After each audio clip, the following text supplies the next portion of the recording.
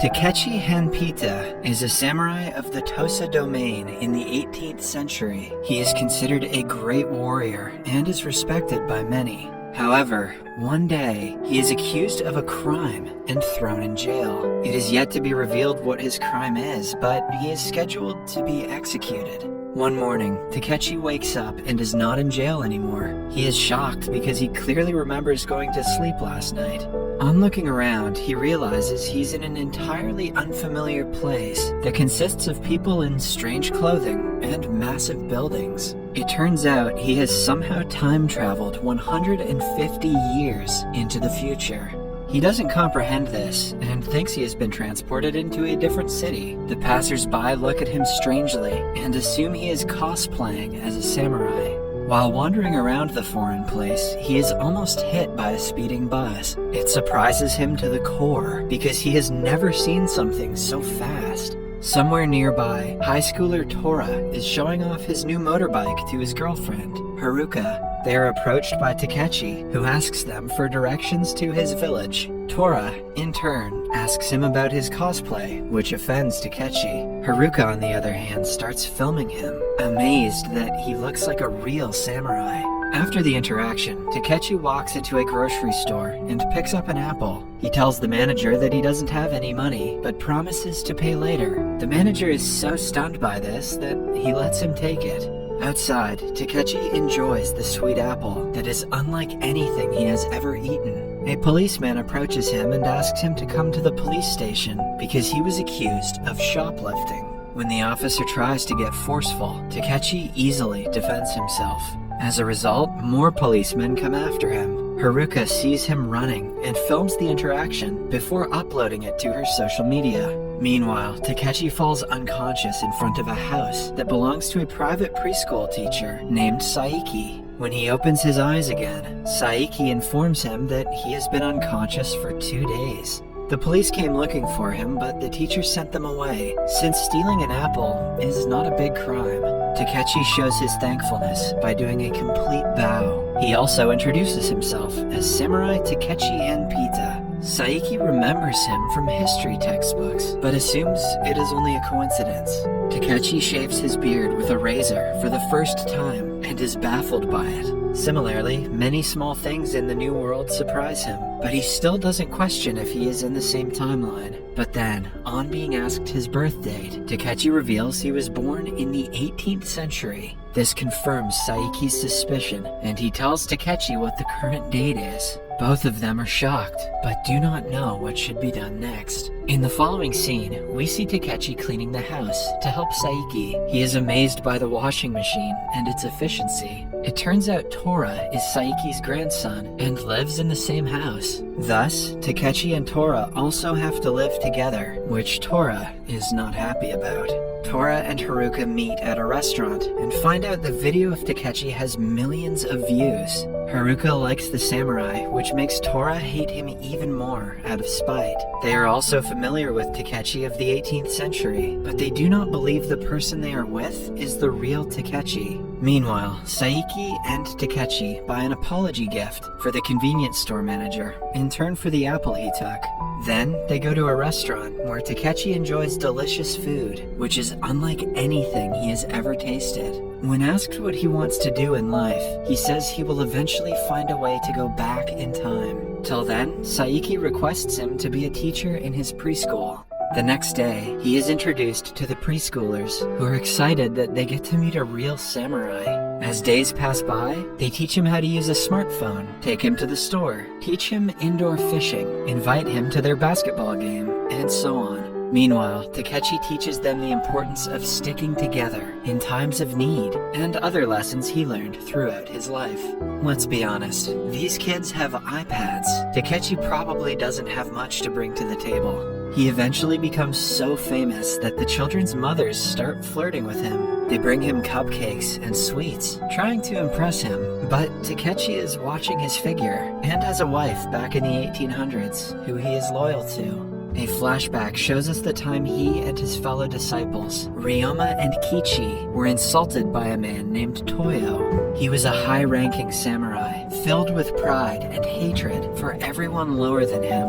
Takechi's people were so mad at him for insulting their master that they demanded him to be killed. In a fit of rage, Takechi devised a plan to kill him. It was a bad decision that changed his life forever. His people attacked Toyo at night, but accidentally killed a higher member of a respected family.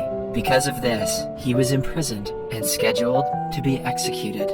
Back in the present, Takechi finds Tora skipping school after lying to his grandfather. He tells the kid to get his act together, but Tora in turn calls him a burden and orders him to go away. He even tries to fight the samurai, but is shut down quickly. As Takechi lectures him, he gets a call from his master and runs to meet him. Somewhere in Tokyo, a journalist overhears two girls talking about the viral samurai video. On taking a look at it, he recognizes Takechi. The man quickly packs his bag and flies to the city Takechi is in. After conducting some interviews, he locates his address and goes to Saiki's house. When Takechi returns from the market, he thinks the journalist is a thief. He is about to attack him when the man inquires if he remembers the promise they made. In another flashback, we see Takechi and his closest friend, Ryoma, talking before Toyo's assassination. Ryoma is not fond of the plan and wants nothing to do with it. Hence, he leaves the village, promising to meet Takechi sometime in the future. It turns out Ryoma also time traveled to the future 6 years ago and was never able to return home. Hence, he adapted to the new life and is living as a journalist in Tokyo. He brings Takechi to their old town of Katsurahama, which has changed a lot. They see moments of themselves and are proud that they were able to leave a mark on people 150 years ago.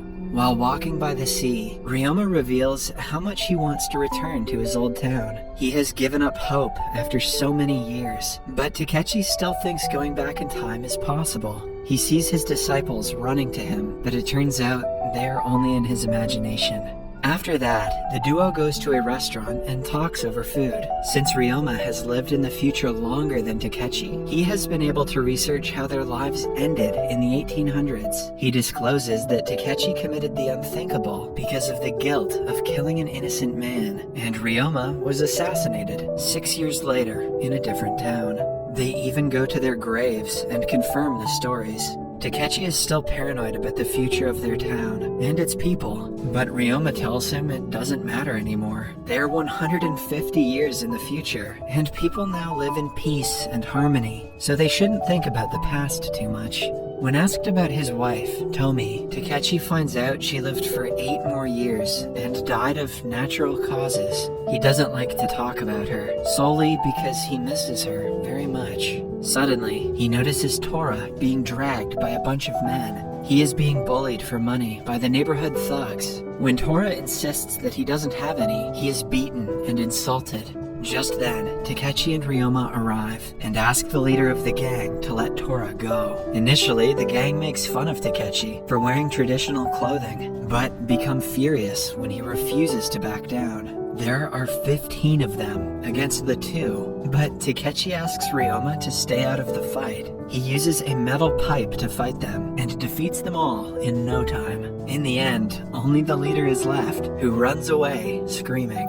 In the following scene, Ryoma is at the airport, returning to Tokyo. He has started a new life there, and is content with the way he is living. Ryoma wants Takechi to join him, but he prefers staying with Saiki and the children. Takechi used to make origami with his wife frequently when they were together. Life was boring before the internet. He teaches the kids to do the same in her memory. After finding out she lived half of her life in his memory, he has been missing her a lot lately. 3 kids want to go to the hills to collect unique characters in a mobile game. They ask Takechi to join them, but he declines because he wants to visit his wife's grave instead. The kids should go with him. Maybe they can catch a Cubone. When he is not around, the kids plan to go to the hills alone at night. Later, Tora approaches Takechi and thanks him for helping last night. He offers to do anything to return the favor. The two then drive to Tomi's grave and pray in front of it. Tora didn't believe that he is the real Takechi until he saw him fight yesterday. He is still skeptical, but he tries to reason with the fact.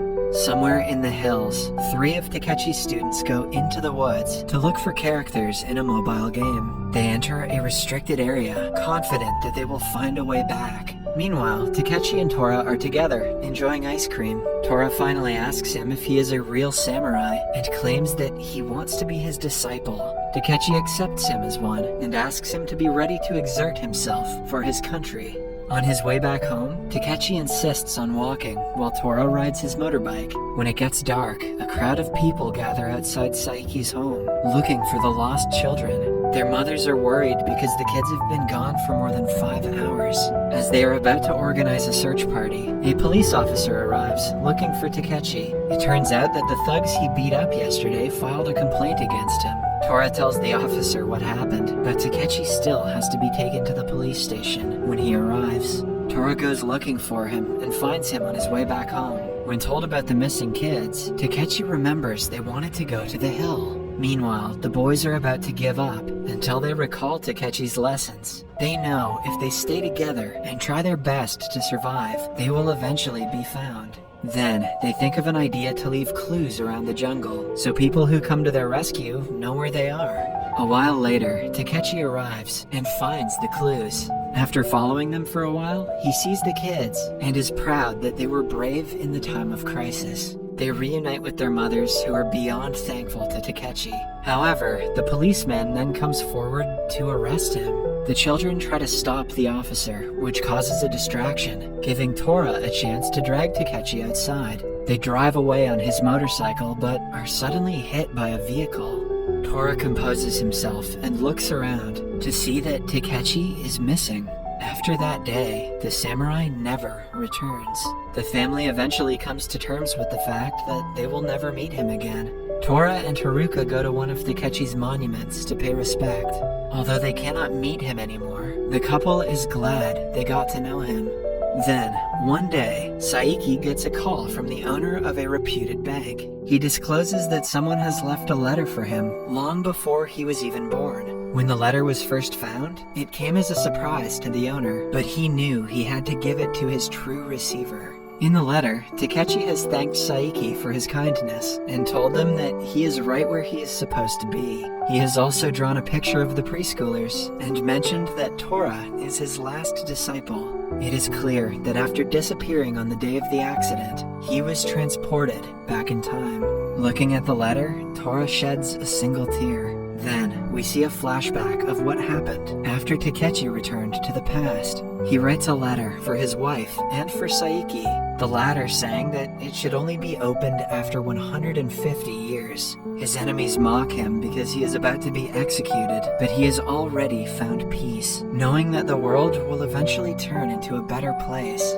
Good thing Takechi never looked at Twitter. He is additionally happy that he got to taste chocolate cake, but the rivals think he is bluffing nonsense. In the end, he is made to commit the unthinkable, so people remember him as a coward. However, Takechi does it happily, knowing that it won't be the case. Subscribe for more videos like this, turn on notifications, and leave a like to help the channel out. Thank you for watching.